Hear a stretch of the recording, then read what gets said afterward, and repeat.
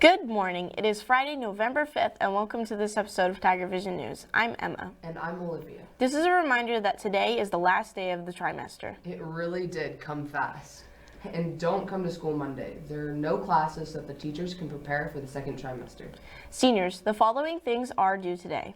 Your senior ad orders are due. You can turn in your pictures at a later date, but your senior ad needs to be purchased by today. Also, please let Ms. Harrison know your picture choice for the yearbook. This is the last call for senior quotes. There was a Google form sent to your school email to turn it in. If you haven't turned one in by today, the yearbook staff will choose one for you. Lastly, seniors, be sure to stop by the office to approve your name for your diploma. Just remember that on your diploma will be your full legal name as it appears on your birth certificate.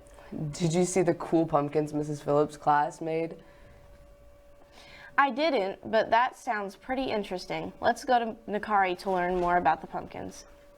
Miss Phillips' middle school art classes have been working on paper mache pumpkins, which is perfect since it's almost fall. So the steps for creating the pumpkins. First, the students studied Yo-Yo Kusama, who is a famous Japanese artist. She's also the most famous woman living artist currently today, and she makes giant pumpkins. So we made our own versions. This is Walmart sacks, newspaper, and rubber bands and tape. They made the original form and the shape.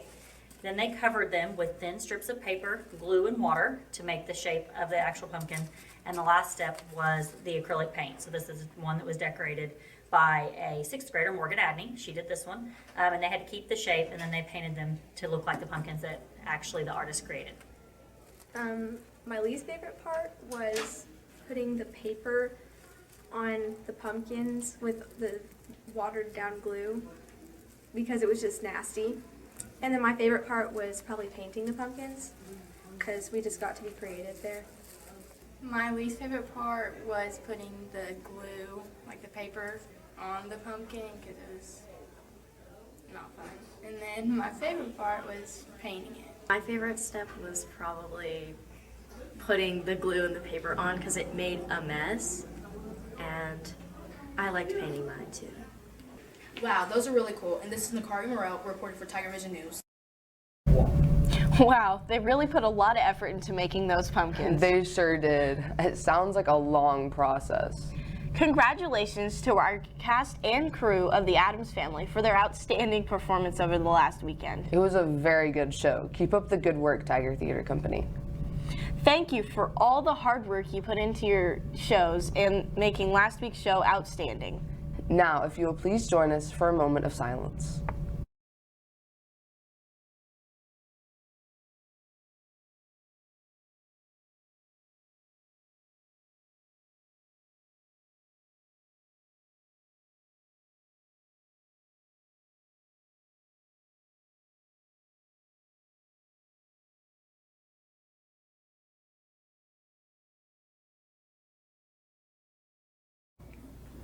Would you please stand for our Pledge of Allegiance to the American flag? Attention, salute, pledge. I pledge allegiance to the flag of the United States of America and to the republic for which it stands, one nation under God, indivisible, with liberty and justice for all. This broadcast is brought to you by Keith's Hardware and Supply, Renfro Electric, Fort Gibson Education Foundation, Cornerstone Funeral Home and Crematory, Green Country Lanes and Muskogee Skate Center, Muskogee Powder Coating, The Tigers Den, Reaction Wraps, Dr. Coy and Dr. Duracell, The Learning Nest, and Armstrong Bank. As always, FCA and Teens for Christ will be meeting in the old gym at lunch today. Pizza is provided and everyone is welcome to attend. Congratulations to our high school select choir students who are auditioning for All-State. We have 5 students who have made it to the second round, and it will take place the week before Thanksgiving break. That's really neat that they are going to All-State. Now let's go to Kennis for this week's weather.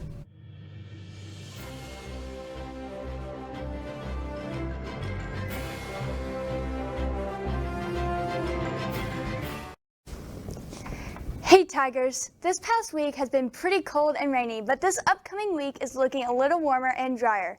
Today we will have some cloud cover and highs temps in the upper 50s, dropping to the lower 30s overnight. So you will still need to bundle up this evening at the football game. This weekend will be beautiful with lots of sunshine on Saturday with highs reaching the mid-60s. Sunday will be a little warmer with more sunshine and strong south winds. Starting next week, there will be sunshine and clouds with temps in the upper 60s to lower 70s and sunshine. A cold front moves back in midweek, bringing a chance of rain and colder temps. As always, we would like to thank Channel 6 for this week's weather graphic, and now a word from one of our sponsors. Keith Hardware and Supply has been located in Fort Gibson, Oklahoma since 1957.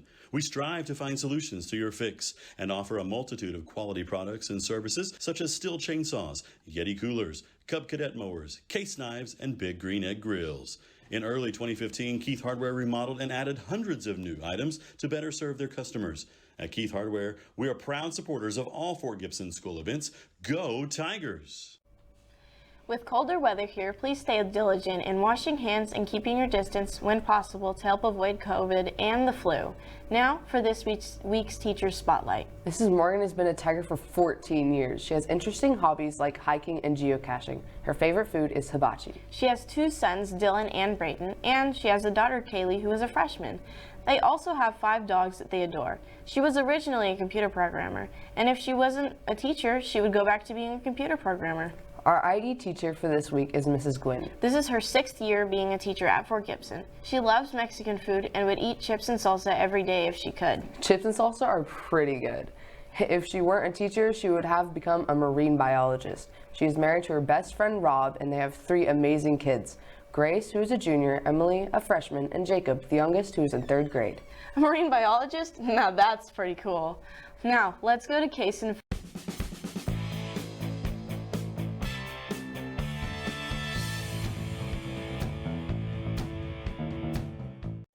Hey Tiger Town, our Tiger football team had a setback last Friday night against Poto, losing 49-21.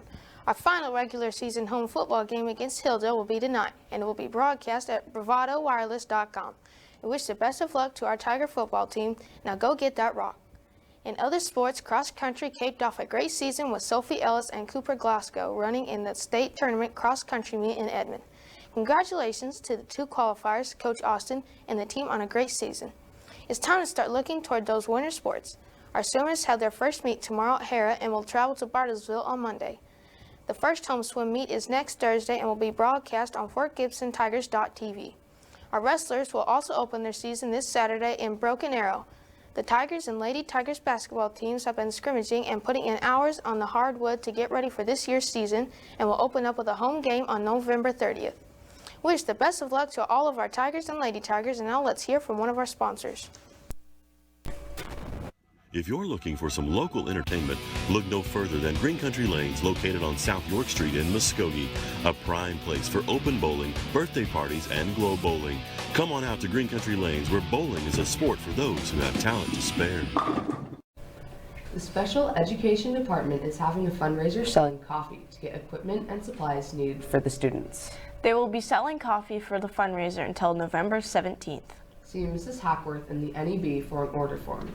The 6th graders in Miss Miller's class recently made edible cells. Edible cells? Let's go to Montana for more.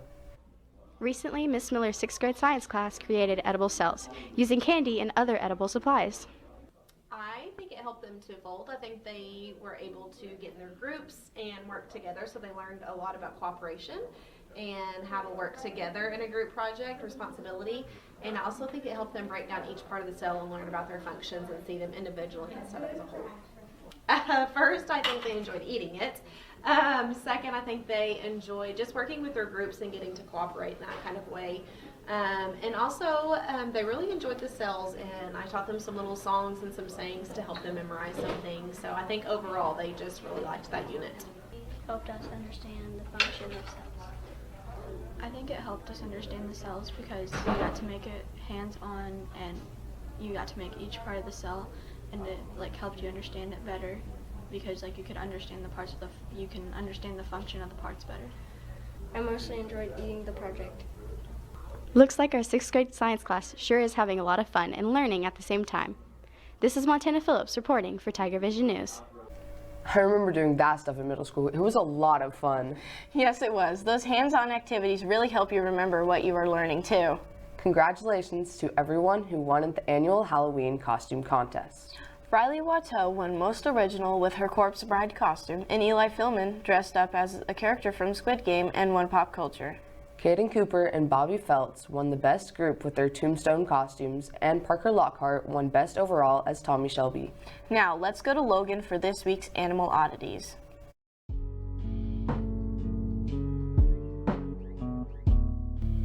This week we shall be looking to this cute species known as Coati mundii, but commonly known as a coati. Coati are close relatives to raccoons, and they are relatively small, about the size of a house cat, and are very clean animals. Unlike their raccoon cousins, these animals forage during the morning and go to sleep whenever nighttime rolls around. They mostly eat whatever they can find, usually worms and fruits, and live all over South and Central America, and can even be found in some of the more southern states. They are very social animals, forming groups called bands, and these bands can have up to 30 members. They are currently least concerned on the endangerment scale. Still yet, we, as humans, should try our best to preserve the world we live on, and the animals that inhabit it. This has been Logan Tidmore for TigerVision News.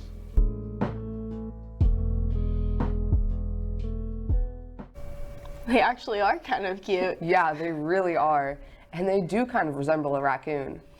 The annual District's Veterans Day Assembly will be next Thursday, November 11th at 9:30. High school and middle school students will be attending in person, while the rest of the district and the entire world can catch the stream right here on FortGibsonTigers.tv. Yes, this is a neat assembly that our school puts on. We are so thankful for the veterans of this great land and are honored to be able to stream it live on our archive for it later viewing. Thank you for watching this week's edition of TigerVision News. I'm still Emma. And I'm still Olivia. Stay classy, Fort Gibson, and don't come to school next Monday. Tune in next week for more TigerVision News.